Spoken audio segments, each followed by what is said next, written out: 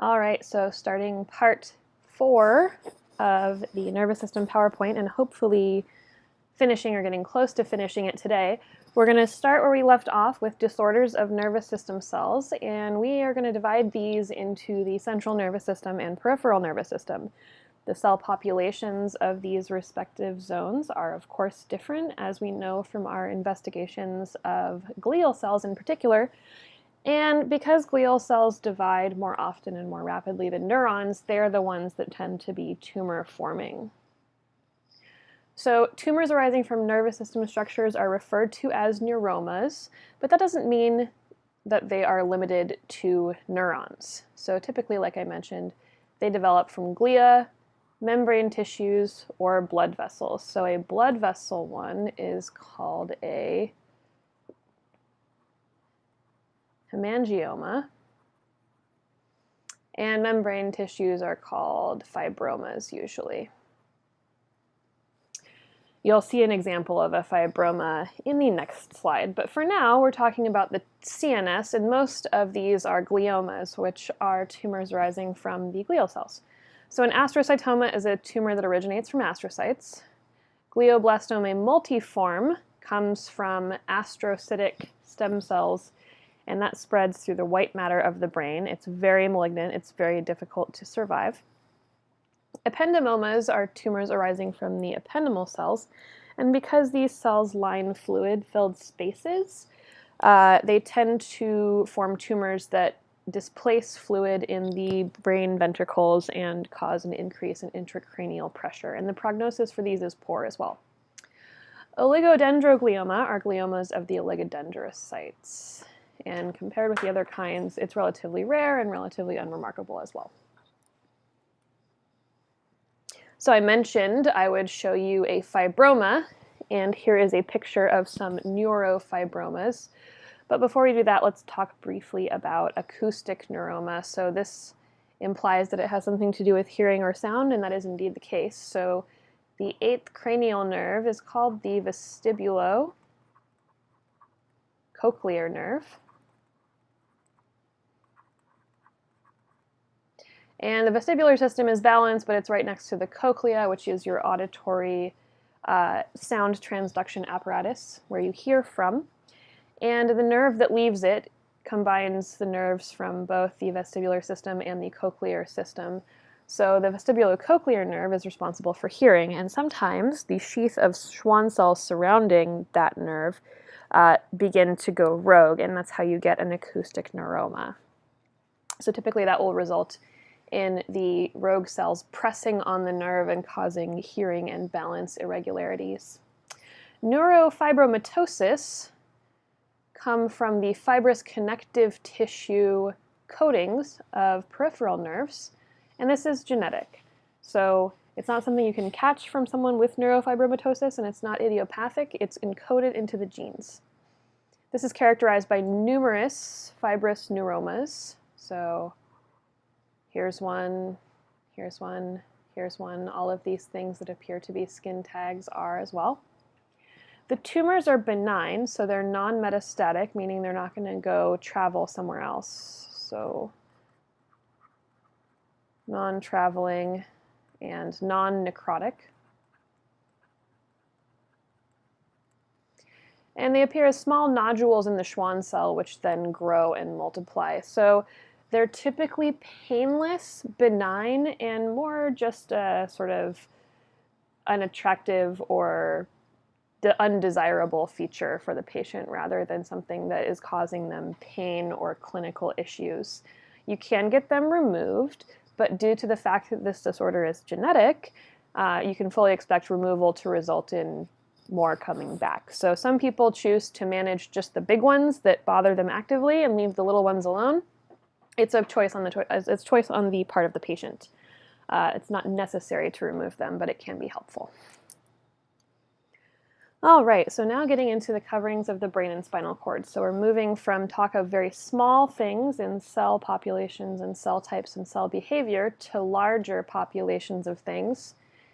So in this case, we're going to focus on what protects the brain and spinal cord besides bones.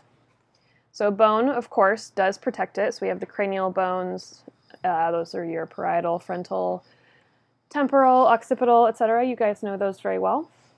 Those surround the brain. And the vertebral column encases the spinal cord. So the vertebral foramina, if you stack them all on top of each other, create a long bony tube, and that's what houses your spinal cord. But having a bony covering isn't enough by itself. You need additional membranous coverings because, as you know well by now, everything is covered and lined in your body. So your body cavities are lined, your nerves and muscles are lined, everything has a lining. And the meninges and the spinal cord and brain are no exception. So these are a series of membranous coverings that are continuous with the spinal cord and go down beyond the end of the conus medullaris. So the meninges consist of 3 layers. And this list goes from outermost, or most superficial, to innermost, or deepest. And I want to also stress a spelling issue here. This is mater, which is Latin for mother. So notice these all end in mater. So let's write that down. Mater equals mother. It's not matter, which means stuff. So just make sure that you don't spell it this way. So the dura mater, dura means tough, so this means tough mother. And this is the outermost tough membrane. It's made of dense connective tissue. And it has the consistency and durability of Tyvek, which is that flat, very light weight, but very strong and tear-resistant material that they use to wrap houses, and you can buy wallets made out of it and such. The arachnoid mater, which is 1 layer deeper, arachnoid means spider-like, so spider-like mother. That's named because there is a spider web-like filamentous layer between the actual flat sheet and the pia mater below. And this is the layer below which there is cerebrospinal fluid. The pia mater is the innermost thin vascular layer, and this actually hugs the contours of the brain and spinal cord. So in this particular example, that would mean that the pia mater is going to hug the anterior white columns, and then at the anterior median fissure, or excuse me, the posterior median sulcus rather, because this is the spinous process. I got disoriented for a minute. At the posterior median sulcus, it's going to dip down into that sulcus with the neural tissue, not cross right over it. It also forms the slender filament, that filum terminal. Terminal means end most.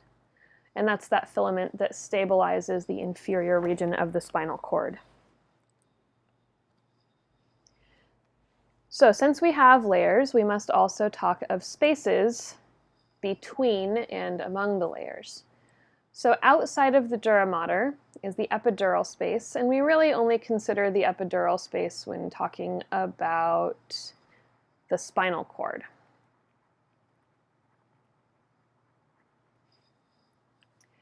So this is located between the dura mater and the bony cover. It's inside the bony covering of the spinal cord. So typically it's full of adipose tissue or fat and other connective tissues, so some areolar, etc. Epidural anesthesia is often employed during childbirth, so when we say epidural, what we mean is the needle is going to go between vertebra and dura mater. So in that fatty space.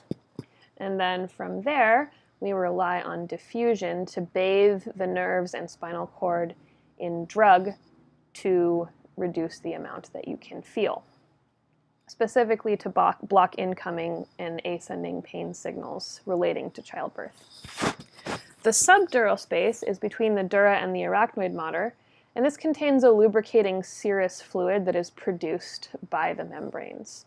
So it's important to note this serous fluid is not the same as CSF. It has a different origin and a different function. It's only for lubrication. The subarachnoid space is between the arachnoid and the pia mater, and this does contain CSF. CSF is a blood filtrate.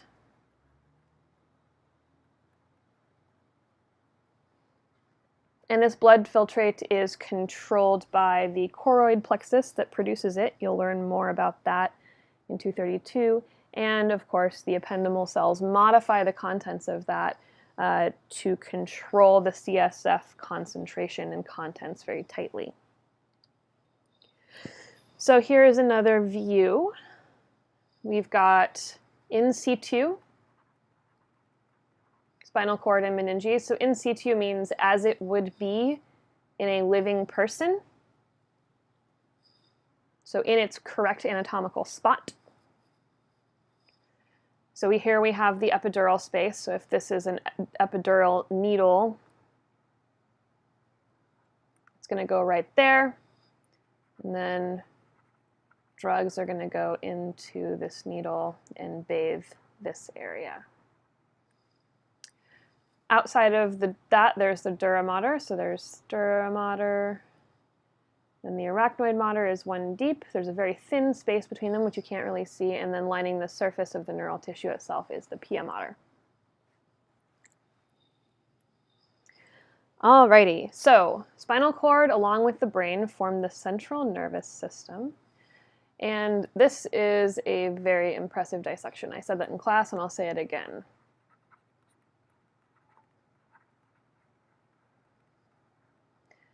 So it's really hard to get the brain out in one piece without any saw cuts in it, and it's even more difficult to extract the spinal cord all the way down to the cauda equina completely intact.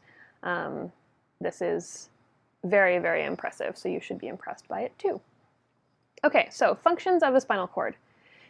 The spinal cord carries information both towards and away from the CNS. So it has both afferent and efferent axons forming ascending and descending tracts. Remember, tract is the name for myelinated axon groups in the CNS. And we'll learn more about those in a little bit.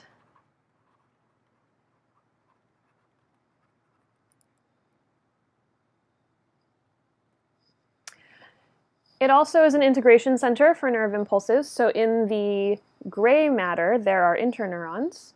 And those receive summation of inhibitory and excitatory nerve impulses and make decisions related to where to send ascending information or descending information, and in the case of reflexes, acting on effectors to produce some kind of a response. The spinal cord is also the site of locomotion central pattern generators. So this example is, for example, swing arms when walking.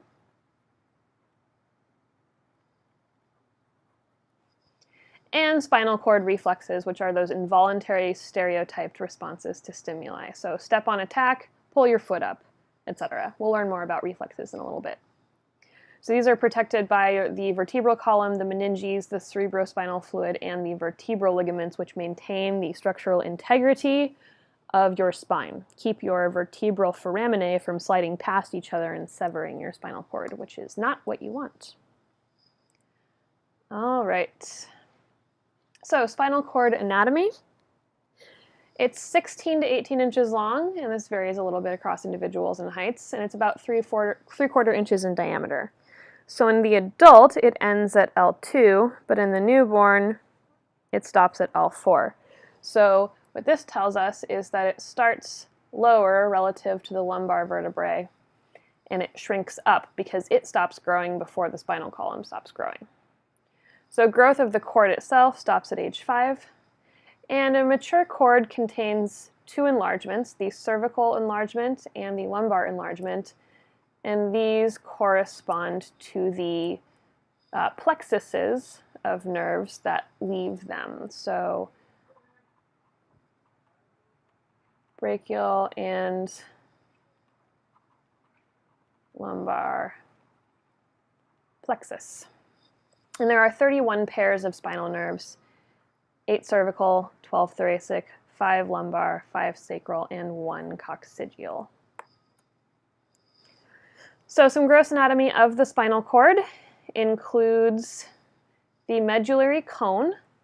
So that is where the spinal cord comes to a pointy end, and from there it splits into the cauda equina. This is the plural form. Cauda equina is singular, and that means horse's tail because it looks kind of like a ponytail, as you can see. So these are the dorsal and ventral roots of the lowest spinal nerves that aren't descending in a column. They're spreading out in the form of nerve bits. The filum terminal is that end thread, and that's an extension of pia mater that goes from the medullary cone all the way down, stabilizes the cord in the canal. A spinal segment is an area of the cord from which each pair of spinal nerves arises. So it's the area between here and here, for example. And those are generally named after the vertebrae that are in the neighborhood. So gray and white matter. Gray matter is shaped like the letter H or like a butterfly, so I'm going to outline it here.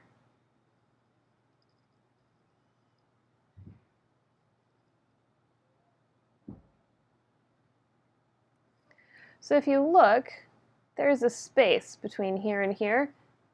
There's no space up here. Even if you have a slide of a spinal cord slice, you can still tell which is dorsal and which is ventral, even if you can't see the dorsal root or if it's in a weird place, because the dorsal gray horn is going to touch the edge of the tissue, whereas the ventral gray horn is not going to, making up this little gap here. That's because cell bodies of afferent sensory neurons live in here. They travel through the dorsal root, their axons do, and they synapse here. Whereas down here we have cell bodies of somatic motor neurons, and they are sending their axons out through the ventral root. So the gray matter itself contains neuron cell bodies, unmyelinated axons, and dendrites. So the reason it looks gray, not white, is because myelin is fatty in nature, and if you don't have fat, you have a lack of whiteness. There are paired dorsal and ventral gray horns. The lateral horns, which you're not seeing here, are only present in the thoracic spine, and that corresponds to the presence of the nerves that make up the sympathetic nervous system. The gray commissure is right here. It's just the piece of gray matter that crosses the midline. And within the gray commissure is the central canal, which is a little tube that runs all the way down your spinal cord. It is full of cerebrospinal fluid, and it is continuous with the fourth ventricle of the brain. Around the gray, there is white matter, and that takes the form of anterior, lateral, and posterior white columns. So here are the anterior. This is the lateral. And here's the posterior white columns.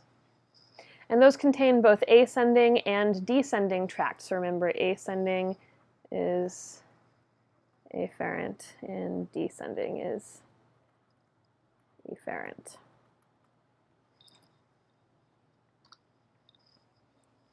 All right, so speaking of tracts, let's just remind ourselves what tract means. Tracts are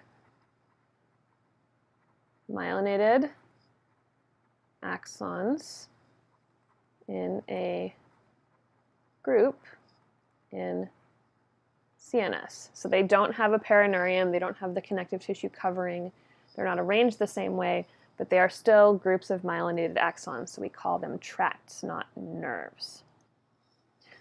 All right, sorry, I had to take a break to go get a drink of water, and I'm back. So sensory tracts are ascending, meaning they take information up to the brain, and motor tracts are descending, meaning they take information away to go affect effectors. So this is another place where your same Dave acronym applies. So naming of tracts. Tracts are named for a variety of criteria depending on the tract. They can indicate the position of the tract, i.e. anterior, lateral, etc. They can indicate where the axon originates, the direction of the signal or the structure of termination. So one example, it's a good example, is the anterior spinothalamic tract. So anterior means front. Spino means spine, and thalamic means thalamus. So this tells us that it's the tract that's in the anterior surface of the spinal cord that runs from the spinal cord itself to the thalamus, which is the structure of termination. Decussation means crossing of an axon from one side to another. There's a lot of decussation that happens in the medulla oblongata.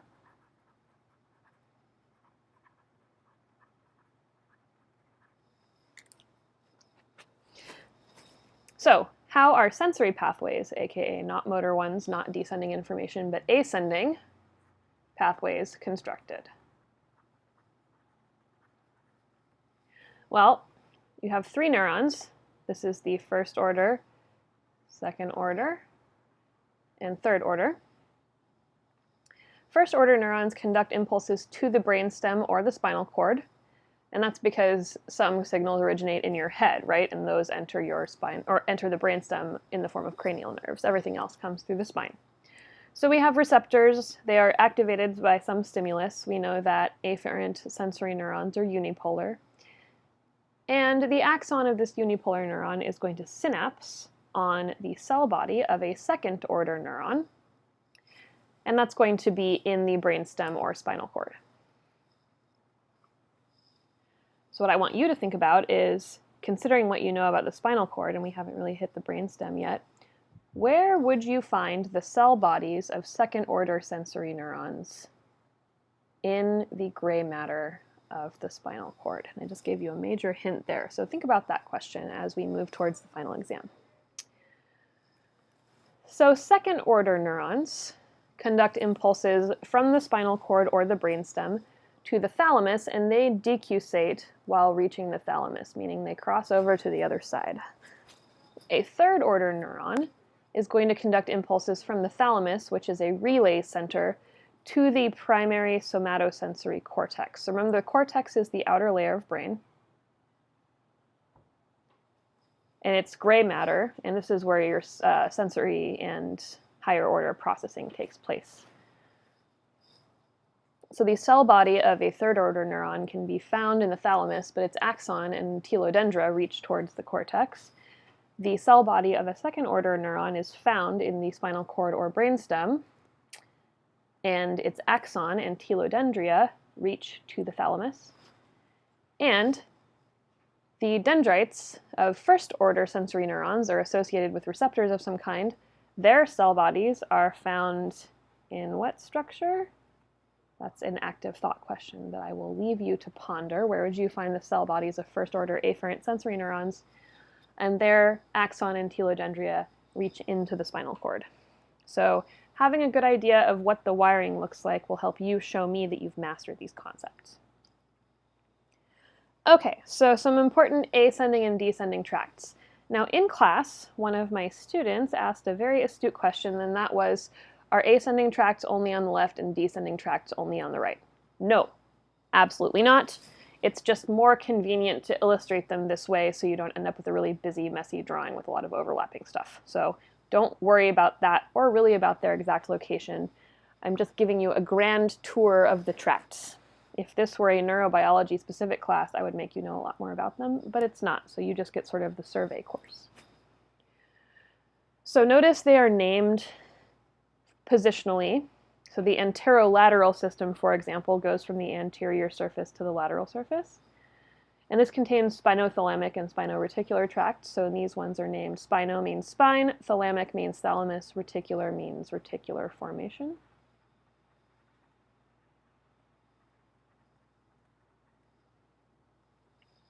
This one is anterior spinocerebellar, so spine to cerebellum. And we have a posterior spine to cerebellum one as well. The posterior column, we have the gracile fasciculus and the cuneate fasciculus, and we'll talk about those in an upcoming slide. Descending, we have corticospinal tracts. These are for motor commands and the lateral corticospinal tract. There is a reticulospinal tract, which comes from the reticular formation as well. A tectospinal tract, the tectum is part of the optical system, so it involves responses to visual stimuli. We also have a medial reticulospinal tract, a lateral vestibulospinal tract, so the vestibular system is associated with balance, and a medial vestibulospinal tract. So you can see a lot of them are named for their structure of origin in the motor side and the structure of termination in the ascending side. So, some important ascending tracts. Now, do I need you to memorize each and every one of these? No, I made a decision, so this is speaking to my students specifically, by the way. If you just are a passerby on the interwebs, hello, you should try to know this, I guess. But for my students specifically, we haven't talked about the specific roles of cortical processing of things like pain and temperature, or what the thalamus really does, or how the cerebellum works yet. So I feel like it's unfair for me to ask you to remember all this stuff because we haven't really discussed how all this stuff works yet. We'll do that in 232. So for now, I'm just giving you the tour. Be able to parse these word parts. So if I say, where does the spinothalamic tract start and end? You can blurb out spine and thalamus. But that's about it for this segment. You guys have enough to know already, and I feel like it's unfair to ask you about stuff that you don't have a good toolbox to understand yet. So the lateral spinothalamic tract contains crude touch, pain, and temperature ascending signals. So this is actually where spinal pain gating occurs.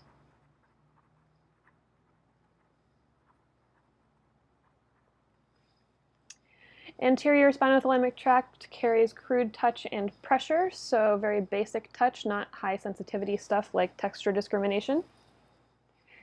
The gracile and cuneate fasciculi discriminate touch and conscious sensation of position and movement of body parts, which we call kinesthesia, so just a general awareness of where your body is in three-dimensional space.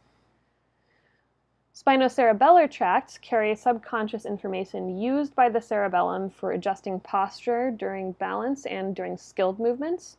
So stuff that you can do deftly without even thinking about it, things like tying your shoes or standing on one foot for a minute. Your cerebellum is constantly checking in with your muscles to see if any adjustments need to be made so that your intended motion matches your actual motion, and the spinocerebellar tracts are involved in that. Spinotectal tracts are involved in touch that triggers visual reflexes. So I mentioned earlier that the tectum is involved in visual stuff. Specifically, the tectum is involved in orienting to visual stimuli. So in this context, one example might be getting tapped on the shoulder and whipping your head around.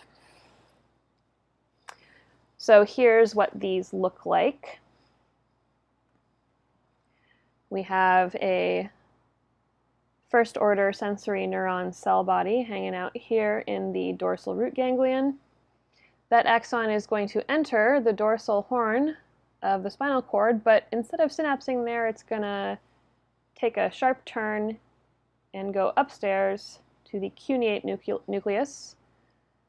That is going to travel and decussate on its way to the thalamus as promised. So when it says decussates reaching the thalamus, that means it crosses over. That synapses at the thalamus, and then the thalamus carries the information via a third order neuron to the postcentral gyrus, which is where a little map of your body lives. The anterolateral system has a different synapse order, so in this case, the receptors for pain, heat, and cold synapse in the dorsal horn, decussate in the spinal cord, and then remain relatively straight up the spinothalamic tract until it reaches the thalamus. Some important descending tracts include the lateral corticospinal tracts. So cortex, cerebral peduncles included. Those cerebral peduncles connect the brain to the spinal cord, or to the brainstem, excuse me, connect cerebrum to brainstem.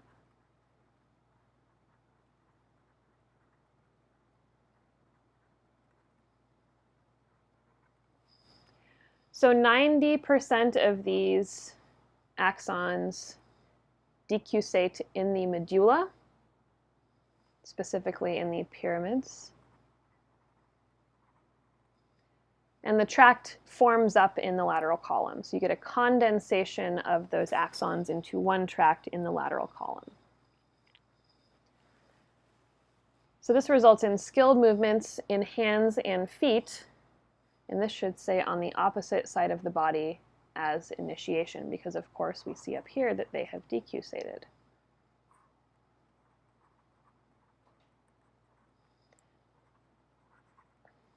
So opposite side of body from origination.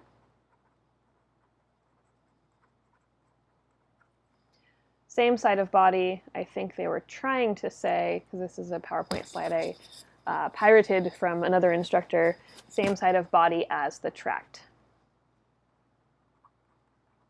And the next picture will make that a little clearer, what that looks like.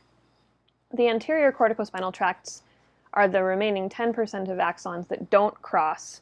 So they're same as above, but now we have same side of the body as origination.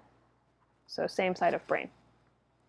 Reticulospinal tract control limb movements, important to maintaining posture. So if you are balancing on a narrow object and you're moving your arms to try and stay on the narrow object, reticulospinal tracts will be involved. And these also activate postural muscles in response to inner ear signals, because your inner ear is where your balance system lives. So here are the lateral and anterior corticospinal tracts. So I promised the stuff would get a little bit clearer. So let us look at those. So lateral are going to be in dark green, and anterior are going to be in light green. So from the motor cortex, so this is the command center. These neurons, their myelinated axons, are going to descend through the cerebral peduncles, through the medulla, and at the medullary pyramids, the lateral corticospinal tracts are going to cross over or decusate. So we call this the decusation of the pyramids. That's what that means. And then the signal is going to end up innervating skeletal muscles on the opposite side. So opposite side of the signal origination. So if we trace this one down with red to emphasize,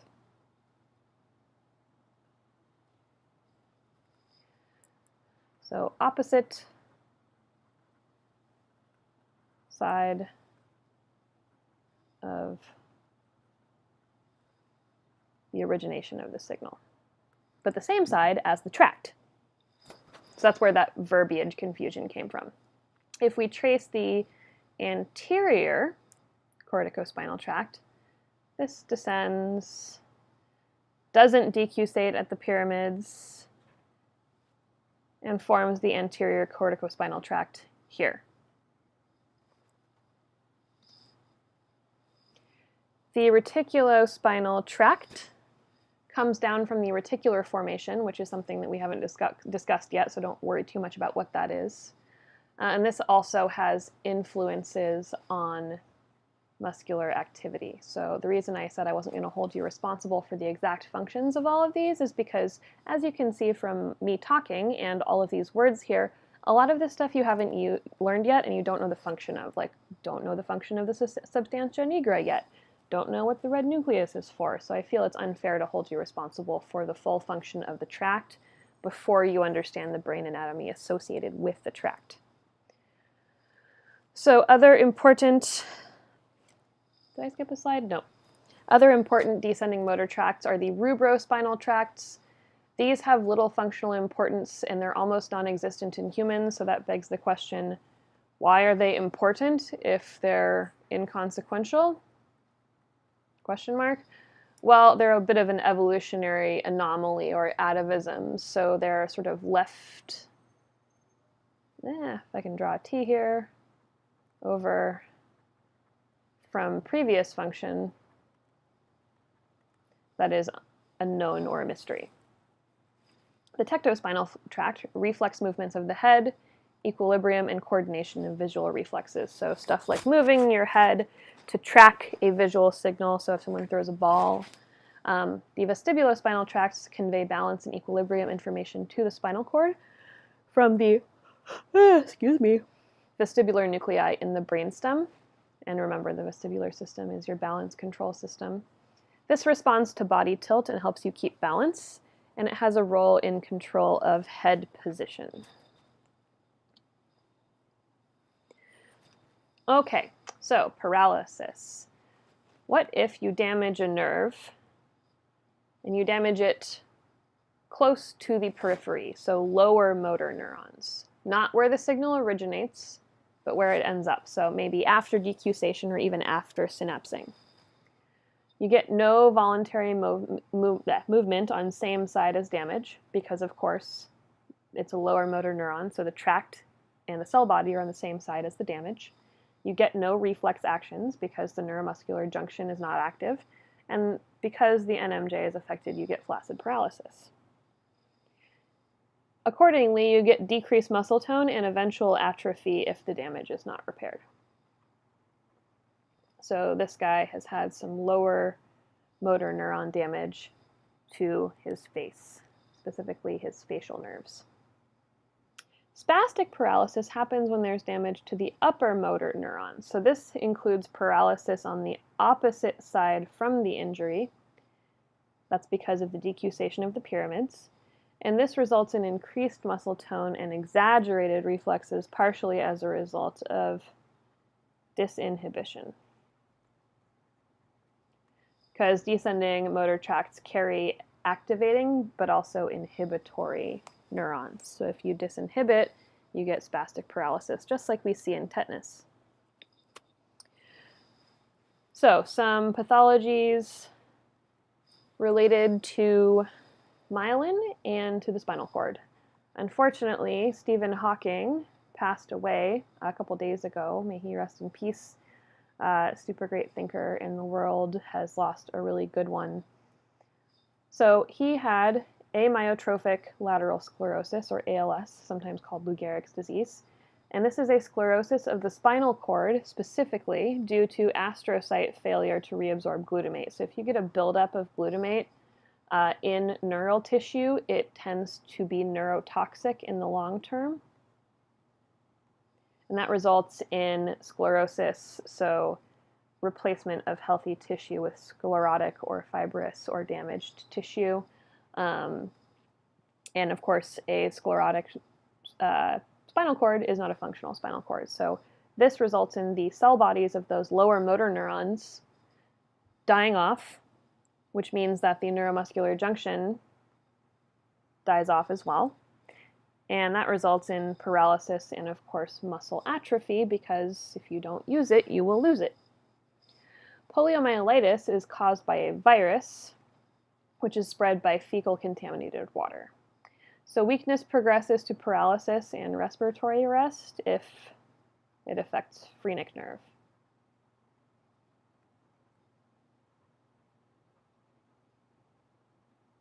Because that's the one that innervates the diaphragm. So polio used to be a big deal. Famous people were affected by it, including former US presidents and such. It is no longer a big deal due to the advent of vaccination. But there are a few people left in the United States that were affected by childhood polio to the extent that they need to sleep in an iron lung because they cannot breathe when they're asleep all by themselves. They need negative pressure created by some other apparatus, and that's due to polio. Okay, so let's talk about spinal nerves. So a spinal nerve is the confluence of the dorsal and ventral roots. So notice afferent information is coming into this blue neuron. Now, this is just showing one of many neurons that are entering here. So the dorsal root ganglion actually contains many cell bodies of sensory neurons. The ventral root lacks a ganglion because, of course, the cell bodies of somatic motor neurons live in the gray matter of the spinal cord. So you can tell dorsal from ventral just by looking for that swelling in the form of the dorsal root ganglion. So once the two roots join up, we now have what's called a mixed nerve, meaning it's a nerve that has axons that are carrying both afferent and efferent information. After the spinal nerve forms from this confluence, it almost immediately branches once more into the rami. So ramus means branch, and you have dorsal and ventral rami. So the dorsal rami loop backwards and supply the skin and the muscles of the back. So these are going to innervate your erector spinae muscles and the dermatomes on your back. And the ventral rami form the plexus supply and anterior trunk and limbs in particular. So you have your familiar plexuses like brachial and such. And in the trunk, we have things like the solar plexus and celiac plexus. Yeah, I bet you didn't know that the solar plexus was a nerve swelling, but it is. Most people think that it's synonymous with the sternum. It ain't. The meningeal branches innervate the meninges, so your dura mater, your arachnoid mater, and your pia mater, the vertebrae themselves, and blood vessels. And we are now at 40 minutes, so that is where I will stop for this PowerPoint. Thank you for your attention, and I'll see you in the next and final iteration of the nervous system.